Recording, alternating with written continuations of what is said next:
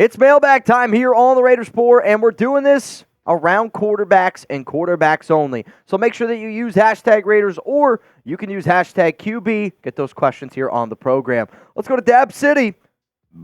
I feel like Raiders quarterback situation is a battle of the backup. Realistically, I don't have too much faith in either as our starter. I mean, I don't really think anybody from Raider Nation does actually have confidence in Aidan or in Gardner Minshew. Like, we wanted a certain quarterback for a reason and a Jaden Daniels, and it just didn't happen. And now you're kind of sitting back going, well, we got to make a bad situation the best that we possibly can. You're either going to roll out Aidan, you're either going to roll out Gardner Minshew. Like, there's no way when the season first started, the offseason, at least I would say intelligent people that know ball wanted Aidan to be the starter. Now we're just doing best that we can because we know we're in this situation. Let's go to T. Nipple. Better mustache, Aidan or Gardner Minshew? This is actually a really tough question. I'm actually going to go with Aidan O'Connell because to me, he's got more of the Farva stash, though Minshew's got like the look down more, right? He's got like the hairs all the way down. He's got that little bit of a goatee. If you've ever seen Lord Cameron Abbott, kind of looks like Gardner Minshew. Let's go to Robert. QB, no QB moves. Build team and extend players. Worry about a quarterback next draft if things implode this season. I mean, I think what you're saying is true if things implode. What happens if things don't implode? You know what I mean? Like, what happens if things go well and we're still missing a quarterback? Like, I think that there's a more likely scenario that the Raiders win 9 games, and then they're like, shit, our quarterback play stinks, and then you got to figure out how you can go get a Dak Prescott, or I don't know who else is going to be available to you next offseason. But, like, there are going to be situations, if the Raiders are really, really bad, I just don't think that they're going to be worse than what they were last season, that, sure, you might be able to look at another quarterback in next year's draft. Let's go to Living to Dream.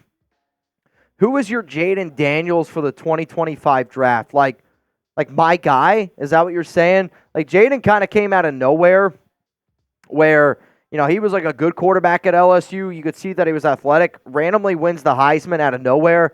For me, the quarterback that I'll say that I've really been hyping up for an entire year is Cameron Ward. I loved him out of Washington State, and now he's going to the U. Could be really, really fun to watch and see how he ends up going.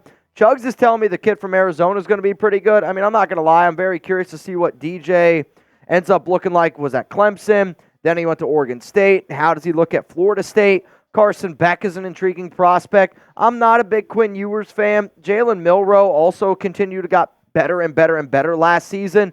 Carson Beck, Shador Sanders are going to be the big names, but I want guys that are me. Like, I want guys that are team guys. Shador Sanders is a me guy. So how about this? Who's going to be the Raiders starting quarterback in 2025? I can remember I did a show probably like 2 years ago, and I said that Derek Carr is not going to be the Raiders starting quarterback in 2024 or in 2023, and the amount of people that I upset with that statement was mind-blowing, but I also knew that it was going to happen. Here's the thing. I also don't think that Aidan O'Connell is going to be the Raiders starting quarterback in 2025. I don't think that Gardner Minshew is going to be the Raiders starting quarterback in 2025 just because I know what's going to happen this season, and knowing that that's going to happen, the Raiders are going to be looking for a new QB in 2025. Let me know what you guys think, though. One shot. Besides AOC or Minshew, what quarterback is most likely to be our starting QB next season? I would say there's 3 options that are not Gardner, Aidan, and then anybody in the draft. Like, to me, your 3 options are either A, you're going to go out and spend big on Dak Prescott, who's got a no-trade clause. He also has a clause of, and I forget what it is necessarily. It has to do with his contract. He has all the power with the Cowboys, where if he doesn't want to go back to Dallas, he doesn't have to. And if I'm the Raiders and I know that I have a Super Bowl caliber defense, you're going to try to go out and get a QB that matches that. The other QB that I'll say if you want to go cheaper is Justin Fields. If Russell Wilson's really good, do you try to take a shot at him? And then just because the Raiders have Rich Scangarillo, I'll continue to say Trey Lance could be another name to throw in there, but I don't want Trey Lance to be the name. Let's go to Frank Loves Jazz. Are you upset the Raiders didn't end up signing Aaron Rodgers last year? Yes and no. Like, Rodgers, to me, would be an interesting fit on this team because Rodgers is a me guy. He's not a team guy, and he might disagree with that, but I think everybody watching the show would agree with that statement. I also am not going to be the one that says, oh, he tore his Achilles, so I'm glad we didn't get him. I actually don't think he tears his Achilles if he's on the Raiders. I think that MetLife Field is that bad, and that led to it. But we could have had Aaron Rodgers at a cheaper, discounted rate. And if we have Rodgers right now, we're a top 5 team in the NFL, I think. I mean, if the New York Jets are getting buzzed about being a top 5 team, why wouldn't the Raiders be a top 5 team with Devontae Adams, with this defense? Let's go to Fayez. Minshew was brought in to be a second string, and AOC was supposed to be the third string with intention to draft Jaden Daniels. Minshew starting is a lock in my mind. I also think that Gardner Minshew starting is more than likely. I'm not going to say it's a lock just because this team does really like Aidan O'Connell a lot, and if the reports are true, which everybody that I've talked to, they are true, that Aidan seems to have the leg up on this competition.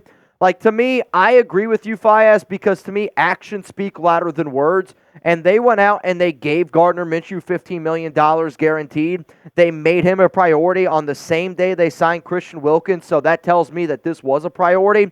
On top of all that, they were willing. They called the Commanders about trading up for Jaden Daniels. You don't do all those things that I mentioned if you are confident in your guy in Aidan O'Connell. Now, if you want videos all the time around the Raiders, make sure you subscribe. They are 100% free. If you want to see your questions on a future mailbag, you got to tune into our live shows, and you got to be subscribed. So make sure you're part of the Noti gang. Make sure you hit that sub button. And I got to show some love here to our new subs. You got a Mets fan? Love to see it. Jaron Davis, King, and then I don't really know. Shout out to y'all for hitting that sub button and becoming a part of this awesome family here at the Raiders Report. Let's go to Noah. What does it mean for AOC if Gardner Minshew, I was going to say MG, Marshall Green, starts every game and vice versa? I mean, if one of the quarterbacks starts every single game this season, I actually think it's a good thing. I think it's a good thing because that means that they're playing well. Because if the Raiders get into a situation where Gardner goes out there and then Aidan replaces him, it's because Gardner's not playing well. Or it means that there's an injury. So if one QB plays all 17 games, that tells me that that QB's playing well and the Raiders are winning. So honestly, I would buy into that right now. If you told me either Gardner Minshew or Aidan O'Connell are starting all 17 games this season, I would buy into that. Let's go to Raider Vision. What do you think of signing a UFL quarterback? No. Even the MVP, who was what? Adrian Martinez, the old quarterback, I want to say for what? Like, he was what? Kansas State and Nebraska? Guys, he was bad. You know what I mean? Like, he was not a good quarterback, and you can get away with it in the UFL, but even a lot of the damage he did in the UFL was with his legs. Like, it was hard to watch UFL games just because you saw the discrepancy in, like, good quarterback play to horrific quarterback play. If he makes it on a practice squad, that's awesome for him, but, like, at the end of the day, I don't think that Adrian Martinez is better than Anthony Brown. I don't know if he's better than Carter Bradley. So, like, no. My answer to that one is no. Today's mailbag is presented by Panda Sups. And if you sound sick like me, I have been battling a hell of a cold. I woke up this morning, had a temp of 101, and that's why I told Chugs, you know what? We're going to suck down some BCAs today and help me feel a little bit better. But also, if you're trying to get into better shape, it's July, which July feels like just snuck up right on me. I am trying to get into better shape. I got a bachelor party coming up here at the end of the month. It is my bachelor party. And if you want to get my summer shred stack, which you can see right now pictured, all you got to do is go to chatsports.com/mystack. That link is going to be available to y'all down in the comments and down in the description of today's show. And if you use code MyStack, you're going to be able to get an additional 35% off. Usually all this is like $199, but if you use that code down there below, and if you go to that link, you're going to be able to get it for $103. I'm just saying, Panda does a lot of good deals. This is probably one of the best deals that they've ever offered, and the owner of Panda Sups, diehard Raiders fan. So, hey, support your own and go get the stuff that I'm using, because I do use their protein. I do use their BCAs. This isn't a part of the stack, but it is probably one of my favorite things, especially for gamers out there. Their nootropics, it's like, just makes you super focused. It's unbelievable, man. It's unbelievable. Patrick B., what's up, brother? If we make the playoffs with either quarterback and even win a playoff game, then I think we run it back with same QBs. It's nice to have good and cheap quarterbacks. Oh, I 100% agree with you. If the Raiders go to the playoffs, okay? If they go to the playoffs and Aidan and Gardner's good enough to get you there, they're probably going to run it back with one of those guys again, right? Like, because then it's like, all right, you get the extra year in the Luke Getsy system. Can the offense improve the way that the defense kind of has been able to improve? If the Raiders, with their quarterback play, make it to the playoffs, I agree. You're probably going to end up running it back. Let's go to Sacktown Guy. Sacktown Guy, I don't know if you heard, but there was a report that came out that apparently DeMar DeRozan could end up go to the Kings, light the beam. To cause confusion, should we play both Minshew and Aidan? So are you saying like one guy starts 1 week, another guy starts the next? Or are you saying like two quarterback system, like Aidan starts quarter one, Gardner comes in quarter two? To me, this would be a horrific idea.